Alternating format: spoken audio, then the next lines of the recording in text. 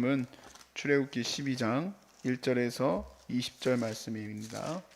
여호와께서 애굽 땅에서 모세와 아론에게 일러 말씀하시되 이달을 너희에게 달의 시작 곧 해의 첫 달이 되게 하고 너희는 이스라엘 온 회중에서 말하여 이르라. 이달 열흘에 너희 각자가 어린 양을 잡을지니 각 가족대로 그 식구를 위하여 어린 양을 취하되 그 어린 양에 대하여 식구가 너무 적으면 그 집의 이웃과 함께 사람 수를 따라서 하나를 취하며 그 사람이 먹을 수 있는 분량에 따라서 너희 어린 양을 계산할 것이며 너희 어린 양은 흠없고 일련된 수컷으로 하되 양이나 염소 중에서 취하고 이달 열 나흘날까지 간직하였다가 해질 때에 이스라엘 회중이 그 양을 잡고 그 피를 양을 먹을 집 좌우 문설주와 임방에 바르고 그 밤에 그 고기를 불에 구워 무교병과 쓴 나물과 아울러 먹되 날 것으로 물에 삶아서 먹지 말고 머리와 다리와 내장을 다 불에 구워 먹고 아침까지 남겨두지 말며 아침까지 남은 것은 곧 불사르라. 너희는 그것을 이렇게 먹을지니 허리에 띠를 띠고 발에 신을 신고 손에 지팡이를 잡고 급히 먹으라. 이것이 여호와의 유월절이니라. 내가 그 밤에 애굽 땅에 두루 다니며 사람이나 짐승을 막론하고 애굽 땅에 있는 모든 처음 난 것을 다 치고 애굽의 모든 신을 내가 심판하리라. 나는 여호와라. 내가 애굽 땅을 칠 때에 그 피가 너희가 사는 집에 있어서 너희를 위하여 표적이 될지라.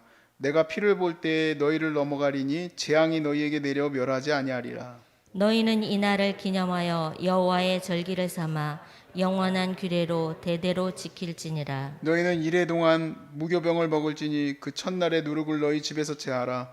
무릇 첫날부터 일곱째 날까지 유교병을 먹는 자는 이스라엘에서 끊어지리라.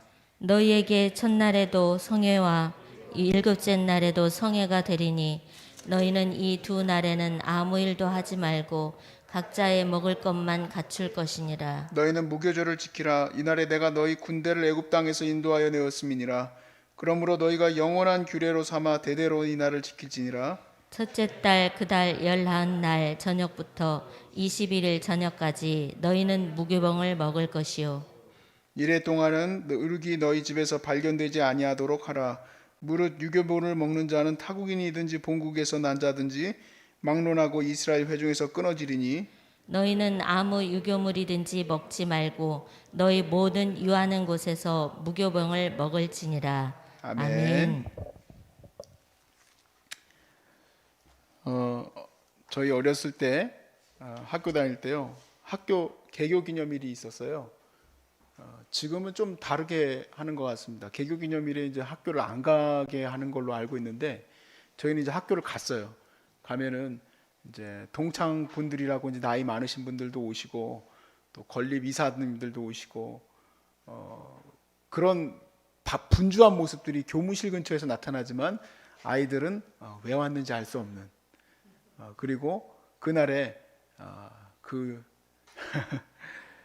교장 선생님 훈시가 또 이제 들리는데 뭔 말인지 모르겠고 그러다가 빨리 집에 가라고 하는 날이 개교 기념일이었어요. 우리 어렸을 때.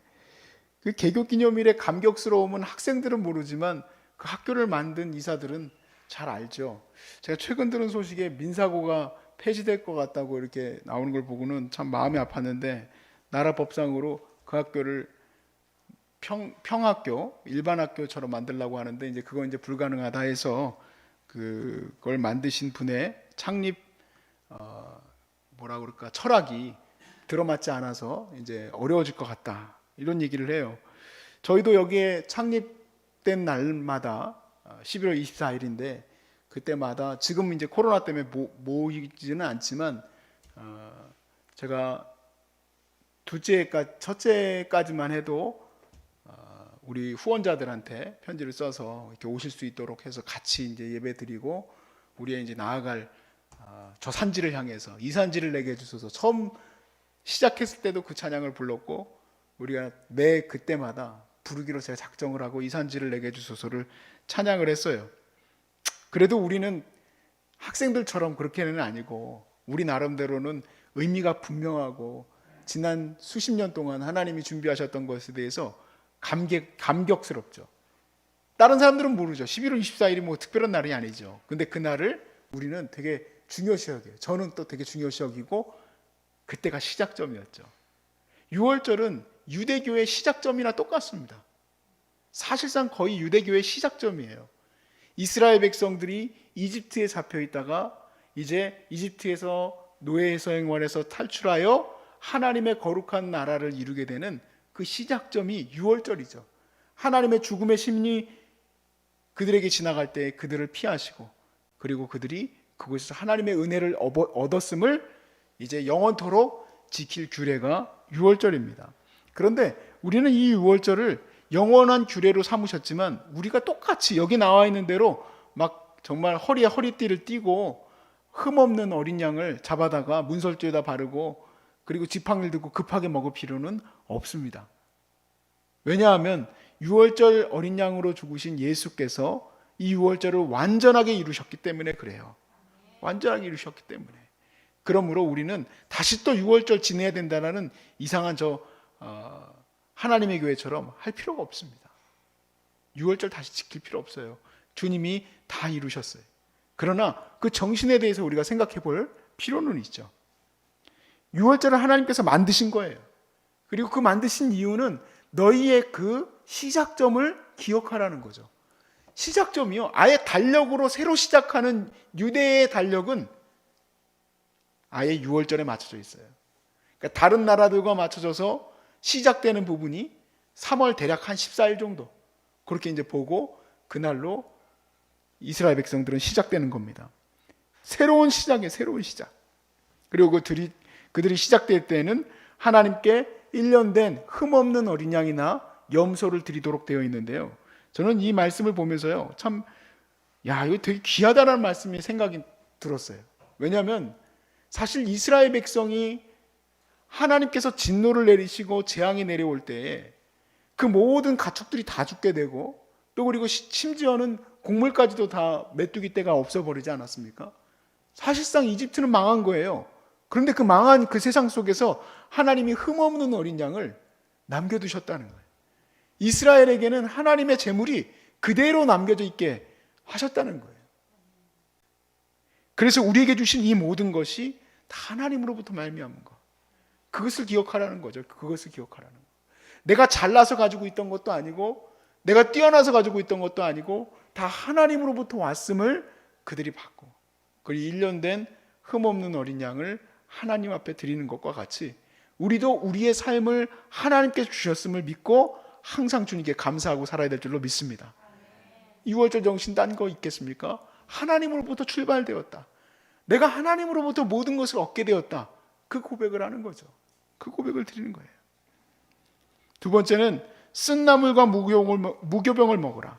너희의 누룩이 절대로 있어서는 안 된다. 라는 거예요.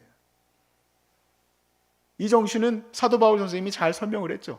고린도전서 5장으로 한번 가볼까요?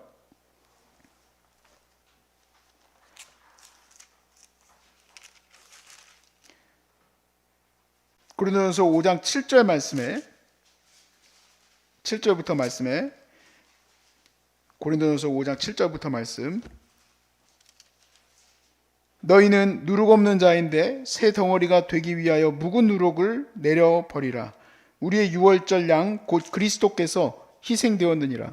이러므로 우리가 명절을 지키되 묵은 누룩으로도 말고 악하고 악에 찬 누룩으로도 말고 누룩이 없이 오직 순전함과 진실함의 떡으로 하자.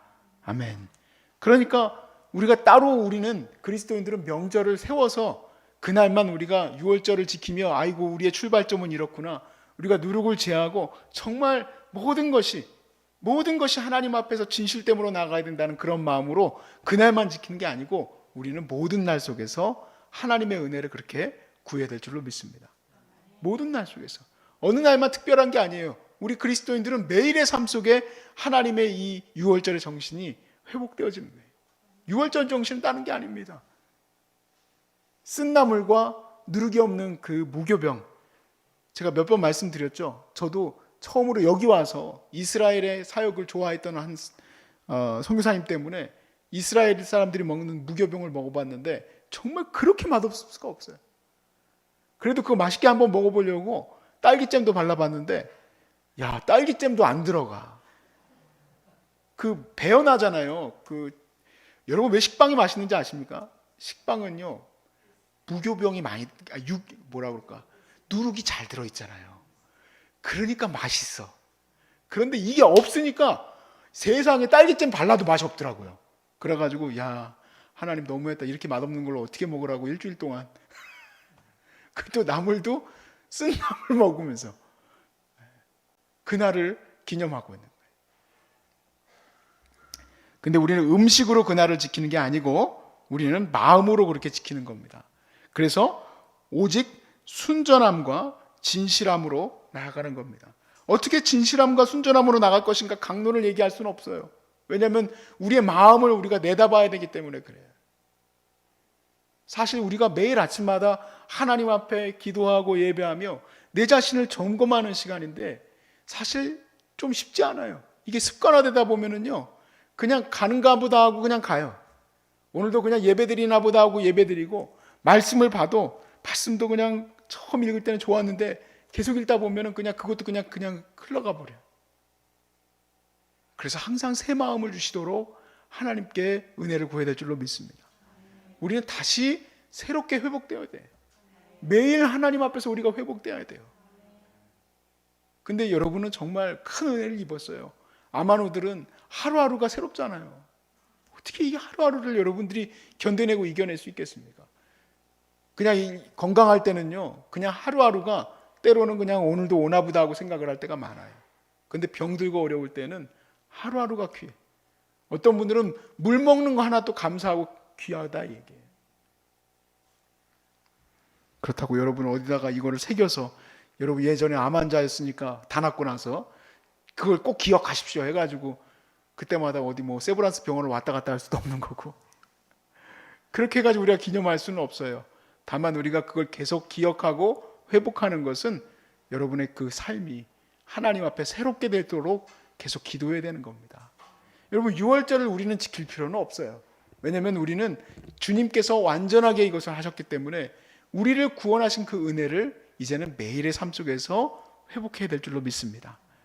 저와 여러분은 시작되고 또 그리고 우리의 모든 삶에 주신 하나님의 이 모든 재물까지도 다 하나님으로부터 왔음을 기억하시고 주님께 감사하시고 두 번째로 또 우리의 모든 삶의 진실함과 또 솔직함으로 바른 마음으로 하나님 앞에 설 수 있게 되시기를 주의 이름으로 축복합니다.